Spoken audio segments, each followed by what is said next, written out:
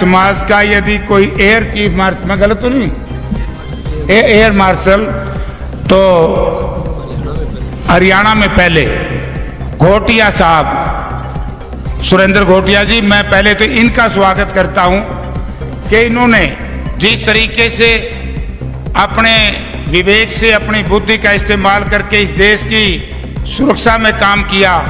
आज ये कांग्रेस पार्टी को आगे बढ़ाने के लिए कांग्रेस पार्टी का साथ दिया। मैं इनका स्वागत करता हूं और मंच पर वह विराजमान सभी नेतागण, लोकीराम का भी ले जाएंगे, बिना लोकीराम में मन मारेगा यू, और जितने भी विशेष तौर से भारतीय जनता पार्टी और आम आदमी पार्टी को छोड़ करके जिन्होंने कांग्रेस पार्टी का साथ देने का निर्णय लिया, मैं उन नेताओं का, उन कार्यकर्ता साथियों का बहुत धन्यवाद करता हूं, स्वागत करता हूं। मुझे याद है कि जब हरियाणा प्रदेश का ये मध्यवर्ती चुनाव आदमपुर का हुआ तो कुलदीप बिश्नोई ने जहां कांग्रेस पार्टी के साथ विश्वासघात किया, वहां किसी भय, डर और प्रलोभन की वजह से आदमपुर विधानसभा क्षेत्र के स्वाभिमान को भारतीय जनता पार्टी के चरणों में गिरवी रखने का काम किया। उसी दिन से कांग्रेस पार्टी चौधरी भूपेंद्र सिंह हुड्डा और उदयभान जी, दीपेंद्र जी इलेक्शन मोड में आ गए थे। और उसी का एक नतीजा है कि लोगों, पहली बार देख रहा हूं 35 साल के राजनीतिक जीवन में, सत्ताधारी दल की तरफ तो लोग आते हैं, लेकिन सत्ता को छोड़ करके विपक्ष में कोई आया है तो हमारे ये साथी इसलिए आए हैं क्योंकि आज हरियाणा प्रदेश की सरकार में बैठे हुए लोग जिनके ऊपर तरह तरह के आरोप लगते हैं, यानी कि हरियाणा प्रदेश की सरकार पूर्ण रूप से असफल सरकार है। आज हरियाणा प्रदेश में मुख्यमंत्री से लेकर के संतरी तक किसी की कोई हैसियत ब्यूरोक्रेसी ने छोड़ी नहीं। इसलिए इन साथियों ने 2 टिकट बटी भाई, एक बीजेपी की टिकट आई। डूडी साहब मैं बहुत पुराना जानता हूं, मेरे हिसाब से 1000 वोट से बीजेपी शुरू हुई थी, 35-40 हजार तक पहुंचाई।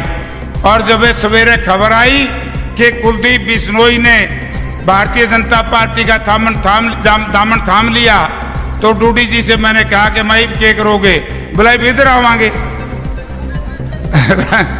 रातों रात ये साथी भारतीय जनता पार्टी को छोड़ करके लांबा जी, रोनालिया साहब यही होंगे, हनुमान जी, और हमारे आम आदमी पार्टी की फिर बात आई तो हमारे सब साथी शर्मा जी, इनके सहयोगी गुड़वाल साहब, ये छोड़। तो इस बात पे आपने विचार करना पड़ेगा कि क्या कारण है कि जाना चाहिए सत्ताधारी दल में, गांव-गांव में बताना पड़ेगा कि छोड़ रहे हैं सत्ताधारी दल के लोग, आ रहे हैं कांग्रेस। ये कुछ भाई कहते हैं जयप्रकाश भारी है, अरे भारी तो 101 किलो का हूं, वह छटाकी के भाई क्यों मुकाबला करेंगे।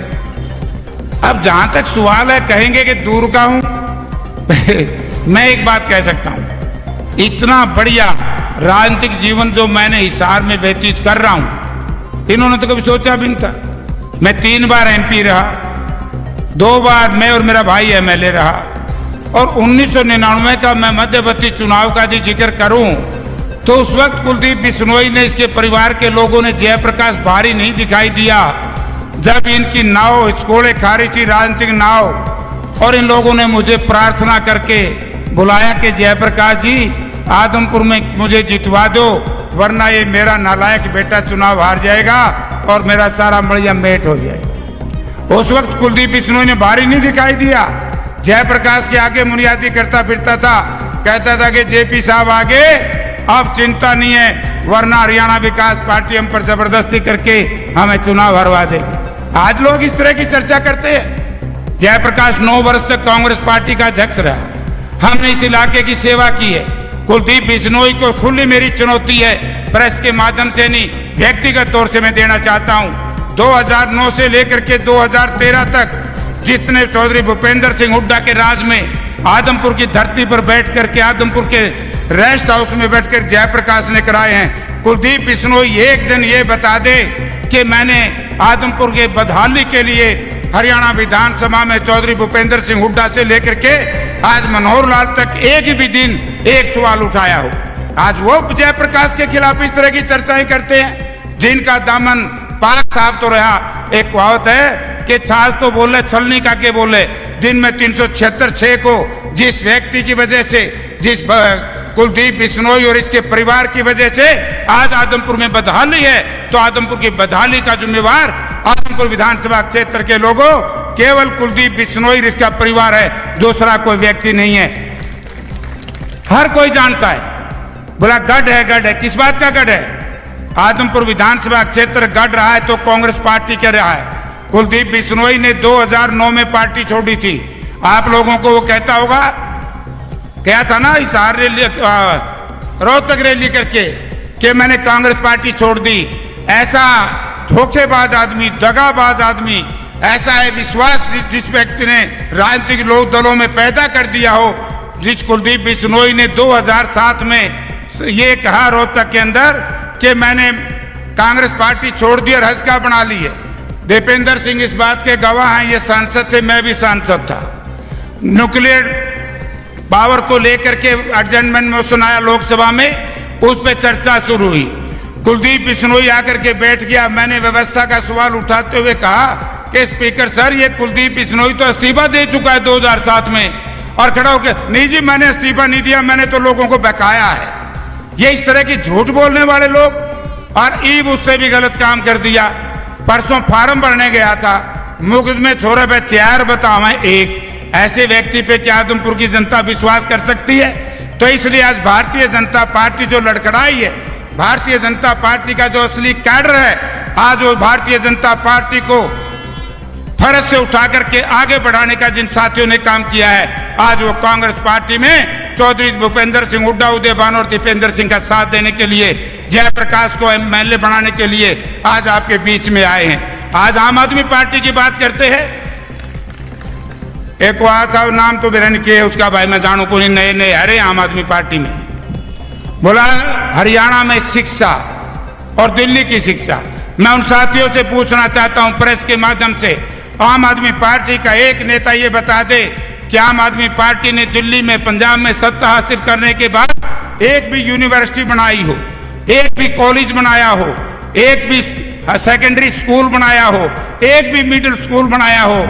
और प्राइमरी स्कूल की जो चर्चा करते हैं, प्राइमरी स्कूल स्वर्गीय शीला दीक्षित जी ने हर मोहल्ले में बनाया था। उनका जिस तरीके से भारतीय जनता पार्टी के लोग रंग बदल करके भगवा करने का प्रयास करते हैं, इसी तरीके से आम आदमी पार्टी ने कोई नया स्कूल की बिल्डिंग नहीं बनाई, एक रंग पोत करके। न्यू बताओ भाई, बूढ़ा आदमी ने नोए कुर्ते पर आगे जवान बनाना चाहोगे? कोई वहां शिक्षा का इंतजाम नहीं है। 80% कंट्रोल वहां भारत सरकार का है, 20% लोग दिल्ली सरकार के हैं। और वो मैं एक बात बड़ा अचंभा हुआ जब मंडी में केजरीवाल साहब आए थे, बोला मुख्यमंत्री, केजरीवाल न्यू मुख्यमंत्री नहीं है जैसे हुड्डा साहब थे। हुड्डा साहब कलम से लिख देते थे, गवर्नर ने उसको पास करना पड़ता था।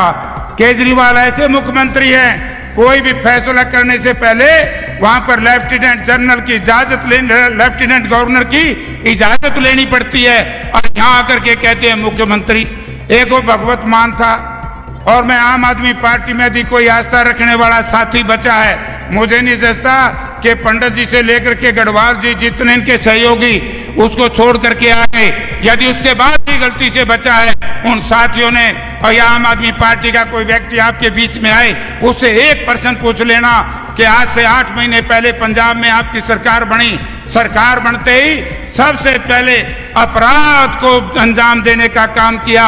यानी कि भारतवर्ष का एक ऐसा नौजवान जिसकी 27 साल की उम्र थी, उस नौजवान को सिद्धू मूसेवाले को मरवाने का काम किया तो सरकार ने किया। ये बात जयप्रकाश नहीं कहता, उसके परिवार के लोगों ने कहा था कि यदि मेरे पुत्र की सिक्योरिटी ना हटाई जाती तो मेरा पुत्र शहीद नहीं होता। तो इसलिए साथियों, कितने खिलाड़ी मारे गए, आज पंजाब का सत्यानाश करके रखा है, तो किस पार्टी ने रखा है?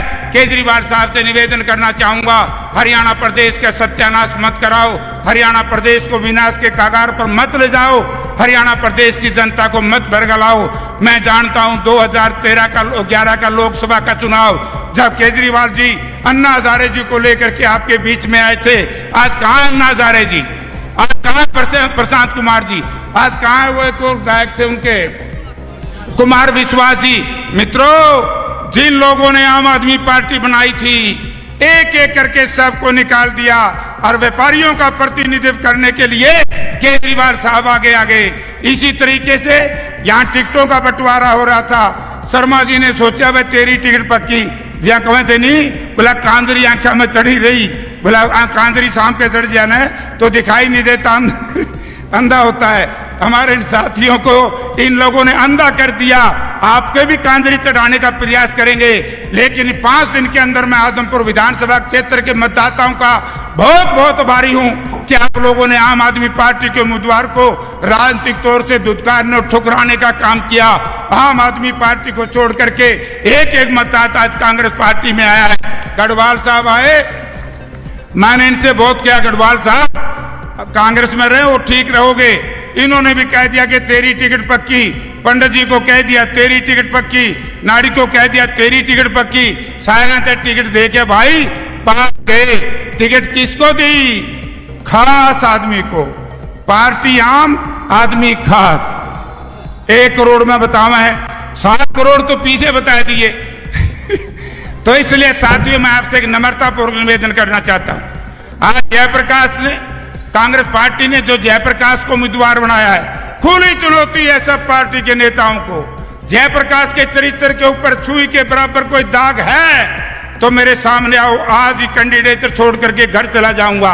आज इस तरह के दागी, इस तरह के बागी, इस तरह के भ्रष्टाचारी, जिनके ऊपर भोग विलास की राजनीति करने के लिए रात के 1 बजे 5 सितारा होटल में दिल्ली में निकले अपनी सफारी का, कोई सफारी गाड़ी हो क्यों 3-4 हजार करोड़ की, हाँ 3 करोड़ की थी। महाराज सारा सौदा को नहीं, इतना ही छोरा गाड़ी ले आंडा था। अरे मेरा बेटा बनने कब? तो इसलिए मैं साथियों को कहना चाहता हूं कि जयप्रकाश के पास सबकी कुंडली है, इनकी नहीं, कुंडली पड़ोसियों को भी है, जिन्होंने ऐलनाबाद में ये कह करके वोट लिए थे मैं कांग्रेस पर, ना मैं कांग्रेस का साथ दूंगा ना भाजपा में जाऊंगा। और 2 महीने के बाद क्या हुआ भाई? बोला विनोद शर्मा की जेब में हाथ डाल लिया मेरे परिवार के लोगों ने। मैं बताऊंगा कि कितने कितने पैसे लिए। मैं अभय चौटाला से कहना चाहता हूं, यहां चुनाव प्रचार करने से पहले अभय चौटाला इस प्रदेश, इस आदमपुर विधानसभा क्षेत्र की जनता को बताए कि आपने उस जेब में से क्या निकाला है। ये तो पूछना चाहिए कि नहीं था हमने भाई? यानी कि जो बात कहते हैं हम सबके नेता चौधरी भूपेंद्र सिंह हुड्डा कि ये आम आदमी पार्टी और ये दूसरी के लोकदल रहे, तो हम भी थे। प्रोफेसर साहब ने, हमने बहुत पापड़ पहले यहां तक पहुंचवाया, लेकिन इन नालायक और नकम्मे प्रवृत्ति के लोगों ने इस पार्टी को भी धरातल में लाकर के खड़ा कर दिया। तो इसलिए वो इस तरह की बातें करते हैं। बुजुर्गों और भाइयों, मैं तो अंत में एक ही आपसे प्रार्थना करूंगा, आप एक कार्यकर्ता के रूप में, कांग्रेस पार्टी के एक मजबूत सिपाही और प्रहरी के रूप में गांव गांव में जाओगे। आप मतदाताओं से केवल 2 बात कह देना कि आने वाला समय चौधरी भूपेंद्र सिंह हुड्डा के नेतृत्व में कांग्रेस पार्टी की सरकार बनेगी। आज 2 रास्ते हैं। एक रास्ता है केवल 10-12 महीने का। 5 महीने से कुलदीप बिश्नोई भारतीय जनता पार्टी के अंदर है। 5 महीना में तो एक ईंट नहीं लगी, 12 महीना में क्या ला देगा भाई? और 12 महीने के बाद, क्योंकि राजकुमार जी आपने आदमपुर शहर में घूमना है, अरोड़ा जी ने आदमपुर शहर में घूमना है, आप केवल एक आदमपुर की मंडी के नर नारियों से मित्तल साहब यहाँ बैठे हैं। चौधरी भूपेंद्र सिंह हुड्डा मुख्यमंत्री थे, आदमपुर का एक आड़ती, एक व्यापारी, एक दुकानदार ये कह दे कि किसी के दुकान के ऊपर कोई इंस्पेक्टर आया, कोई दूसरा व्यक्ति आया, आदमपुर सड़ा, आदमपुर की बदहाली हुई। यदि आदमपुर की बदहाली हुई तो भारतीय जनता पार्टी के राज में, और जिस दिन इस मनुष्य ने कांग्रेस छोड़ी, बीजेपी ज्वाइन करी, उस दिन से आदमपुर सड़ रहा है। मैं तो कहूं कि नेताओं से पीछा छूट गया, तारा राज आ जाएगा, तारा राज आ जाएगा। दीपेंद्र जी अध्यक्ष जी कांग्रेस में रहने जाता तारा राज कोई नहीं आता कि मैं गड़बड़ होती जो गड़बड़ हो है।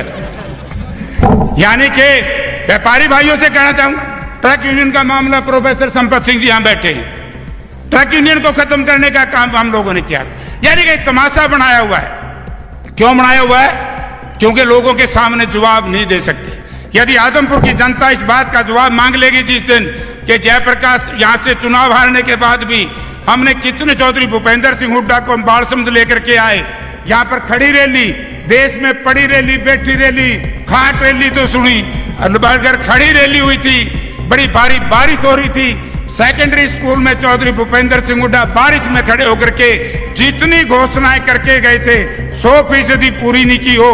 कुलदीप बिश्नोई लोगों को बता दे कि एक अधूरी रही है। और एक बहुत बड़ा प्रोजेक्ट था लाखपुर से लेकर के पांडाएड़ी तक, जिस पानी को लेकर के इस इलाके में सबसे बड़ी समस्या है, चौधरी भूपेंद्र सिंह हुड्डा ने टेक्निकल अप्रूवल तक करा दी थी। आप लोगों ने उनकी छुट्टी कर दी और सरकार ने आपके पानी की छुट्टी कर दी। यानी कि देनी आवे बुनाई, घटिया बतावे सूद। काम करदानी अपनी संपत्ति को बचाने के लिए, अपने परिवार का अच्छा विदेशों में लालन पालन करने के लिए आदमपुर इलाके की जनता को बहकाने का काम करते हैं। अंत में साथियों, मैं सभी पार्टी के नेताओं से खुली चुनौती देना चाहता हूं। जयप्रकाश वोट मांग रहा है कांग्रेस पार्टी की वजह से, जयप्रकाश वोट मांग रहे हैं अपने नेता भूपेंद्र सिंह हुड्डा के नाम की काम की वजह से, जयप्रकाश वोट मांग रहे अपनी मेहनत की वजह से, और बाप के नाम का सहारा कुलदीप और अभय जैसे कमजोर लोग लेते हैं। पहले दोनों ये तो बता दो सामने जिंदगी में क्या करा। जयप्रकाश ये कह सकता है मैं साधारण परिवार से खड़ा होकर के केंद्र तक मंत्री रहा, मेहनत करके आया हूं, तो ये बेकार बात करते हैं। और कल से मैं चुनाव प्रचार शुरू करूंगा मित्रों, गांव गांव में जाऊंगा, एक एक मतदाताओं से प्रार्थना करूंगा। इन लोगों का 5 दिन के अंदर लोग गांव में दरवाजा बंद कर देंगे। इस तरह के लोग बात करते हैं। एक तरफ कांग्रेस पार्टी का चरित्र, कांग्रेस पार्टी का संघर्ष, और दूसरी तरफ भारतीय जनता पार्टी का भ्रष्टाचार। भारतीय जनता पार्टी ने जिस तरीके से इस देश के विकास में बड़ी बाधा डालने का काम किया है, दो तुलना आप करवा देना। एक तरफ भूपेंद्र सिंह हुड्डा के 10 साल के काम, दूसरी तरफ मनोहर लाल जी के 8 साल के काम, इनकी तुलना करा देना। आज मुकाबला है भारतीय जनता पार्टी और कांग्रेस पार्टी का। आज तुलना है चौधरी भूपेंद्र सिंह हुड्डा के कामों की और मनोहर लाल जी के कामों की। दोनों की तुलना करोगे तो आपको ऐसा दिखाई देगा जैसे अब सूर्य अस्त हो रहा है ना, भारतीय जनता पार्टी का अस्त होगा, कांग्रेस पार्टी और चौधरी भूपेंद्र सिंह हुड्डा का उदय होगा। लोग उदय को पानी चढ़ाते हैं, अस्त को कोई नहीं चढ़ाता। इसलिए साथियों, मैं अपने कार्यकर्ता बंधुओं से, हमारे भाइयों से नम्रता पूर्वक निवेदन करता हूं कि एक एक मतदाता को कंपैरिजन करा दो कि आप वोट किसको दे रहे हो। आज वोट जयप्रकाश तो केवल एक कैंडिडेट है, आज आप वोट दे रहे हो चौधरी भूपेंद्र सिंह हुड्डा 2024 में मुख्यमंत्री बने और मनोहर लाल जी जाएं। यही एक लड़ाई है। लोग भारतीय जनता पार्टी की छुट्टी करना चाहते हैं। जिस दिन आप घर घर ये चर्चा करा दोगे, ये आप लोगों की जिम्मेवारी है। आप 6 तारीख को सुनोगे कि जयप्रकाश और कांग्रेस पार्टी बड़े भारी बहुमत से जीती है।